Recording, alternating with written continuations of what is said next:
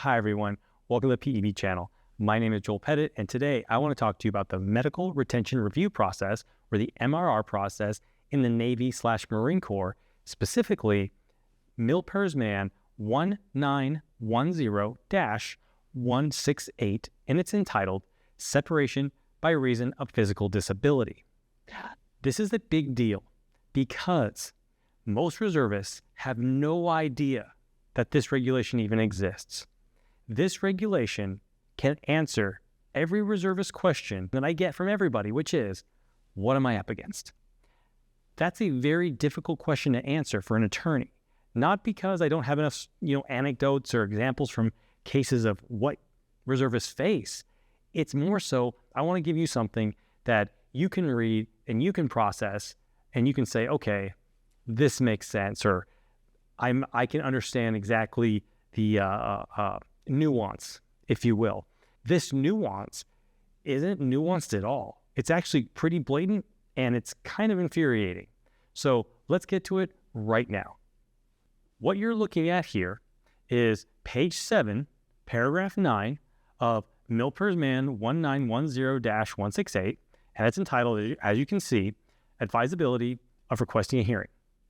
Now, I won't go into the details, but the third sentence is what really matters. It states, since such hearing does not normally alter the findings of the board, particularly in cases of members who have never served on active duty and who are not qualified for retention in the Navy Reserve by reason of conditions arising in civilian life, members who inquire relative to the advisability of requesting a hearing should be so advised and discouraged from requesting a hearing due to the time and expense involved.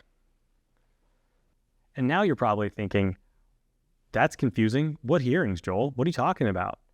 Well, once you go through the MRR and BUMED, meaning Navy medicine, says you are no longer physically qualified, meaning your NPQ, to be retained, you get to appeal.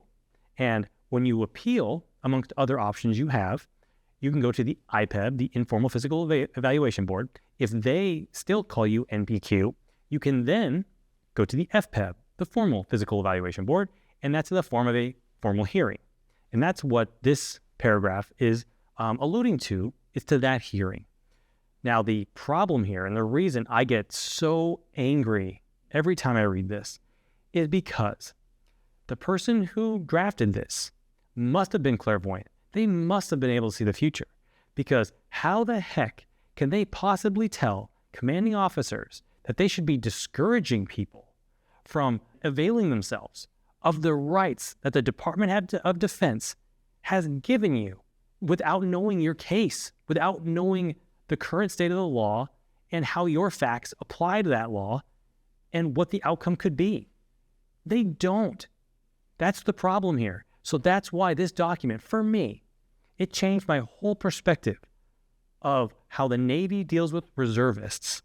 I have never, in any context, meaning legal or otherwise, military, government, civilian, personal, I've never seen someone so pompous and so obnoxious as to put something like this in writing.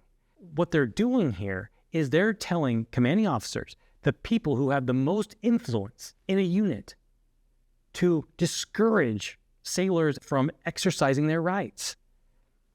And that's just absurd, because this paragraph is assuming that when Big Navy said, okay, we have seen fit to deem this person's condition or illness, injury, disease to have happened in civilian life and not military life, meaning on in active duty or IDT, something like that, that determination must have been perfect.